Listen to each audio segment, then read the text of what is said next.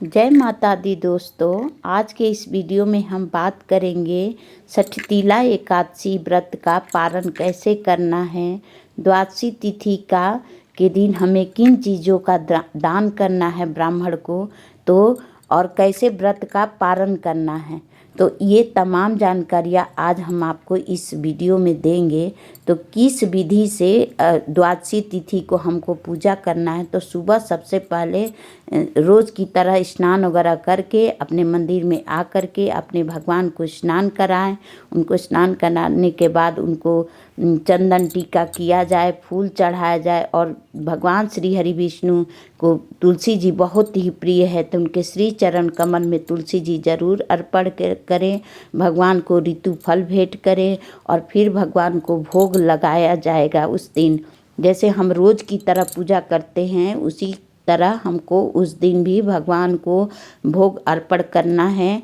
याद रखें कि तिल का जो आपके घर में लड्डू बनाए हो उसका भोग लगाइए। तिल का उपयोग ज़्यादा से ज़्यादा करना है, क्योंकि जो पारण करेंगे वो 15 जनवरी को करेंगे। तो 15 जनवरी को मकर संक्रांति का त्यौहार भी मनाया जाएगा। तो इसलिए उस दिन तिल का उपयोग ज़्यादा से ज़्यादा करना है। तो भगवान के भोग में भी, और देखिए हम लोग के यहाँ मकर संक्रांति के दिन चूड़ा दही का भोग लगता है, तिलकुट का भोग लगता है। तो ये वीडियो मैं पहले बनाई हूँ, इसलिए तिल के लड्डू का मैं वीडियो में अपना दिखाई हूँ। लेकिन उस दिन जब करेंगे तो चूड़ा दूध दही का भोग लगाएंगे भगवान को।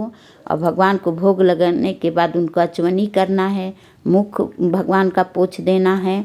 एक छोटा सा रुमाल रखना है, उससे भगवान का मुख वगैरह पोंछ के फिर भगवान श्री हरि की आरती करेंगे। श्री हरि भगवान विष्णु की आरती करेंगे, उनका गुणगान गाएंगे।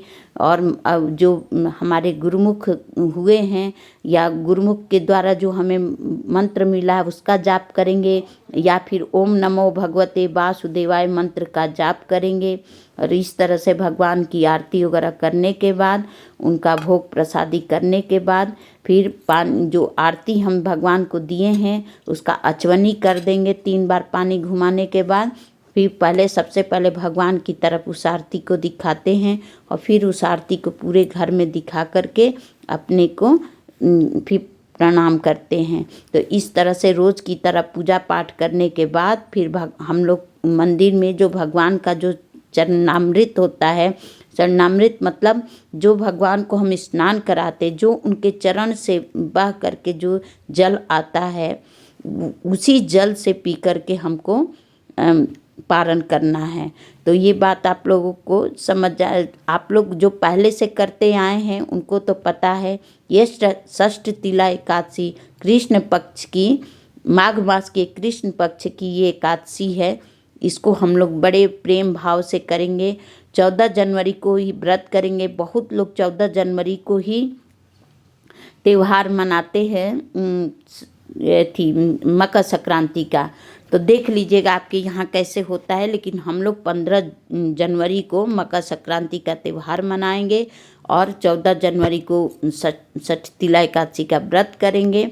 अब देखिए पारण कैसे करते हैं। जो जल है इसको 3 बार अपने हाथ में ले लेंगे और हाथ में लेने के बाद उसको ओम नमो भगवते वासुदेवाय कह के कि हे प्रभु, कल मैंने आपके व्रत किया था और आज मैं आपके व्रत का पारण कर रही हूँ।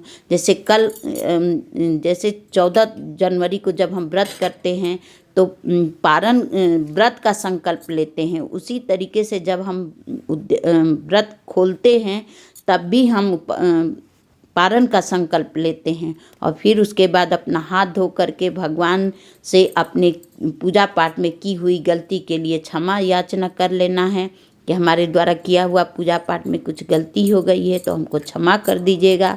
और इस तरह से कह के भगवान को प्रणाम करते हुए, भगवान का महिमा का गुणगान करते हुए हम लोग अब चलेंगे। और द्वादशी तिथि में हम लोग को क्या क्या चीज़ का दान करना है वो मैं अभी आपको बताऊंगी। देखिए उस दिन 15 जनवरी पड़ जा रहा है, तो 15 जनवरी को हम लोग बहुत सारी 14 चीज़ों का दान होता है। मकर संक्रांति है उस दिन, लेकिन मैं आपको एक साधारण बताऊंगी कि क्या क्या दान किया जाता है हर एकादशी में।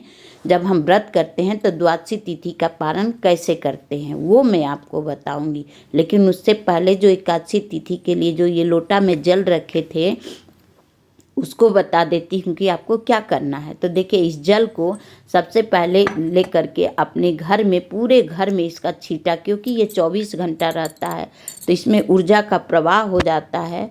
तो इसको पूरे घर में छींटा दे करके इस जल को पेड़ पौधों में डाल देना है। ठीक है, तो पेड़ पौधे में डाल देना है और डालने के बाद जो जितना भी जल घर में छींटने के बाद जो जल बच जाए उसको पेड़ पौधों में डाल देना है।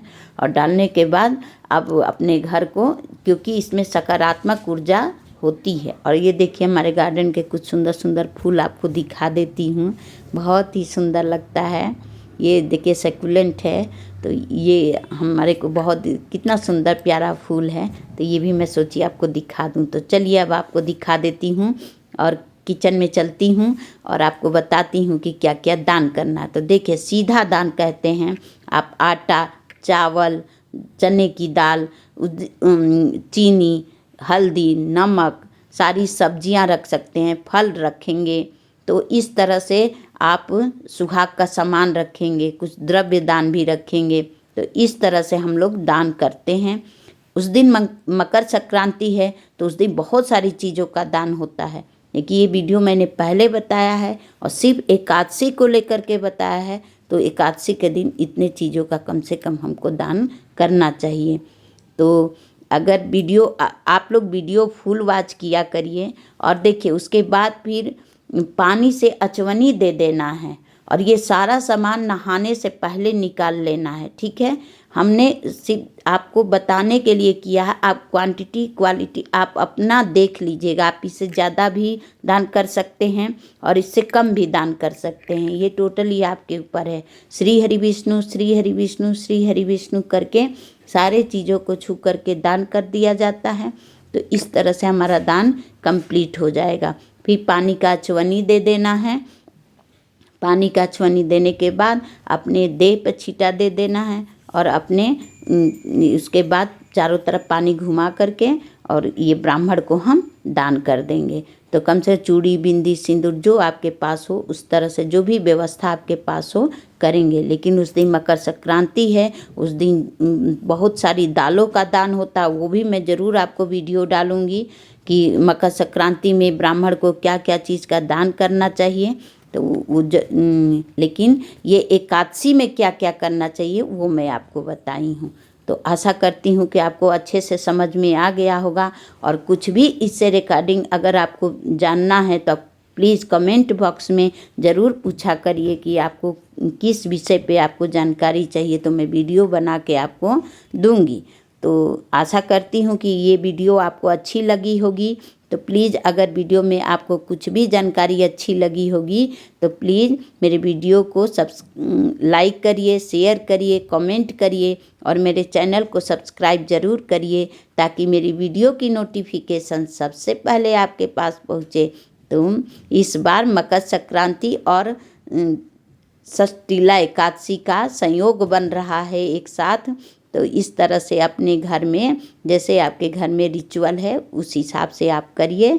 तो इसी के साथ मैं अपने वीडियो को यहीं पर समाप्त करती हूँ। Please like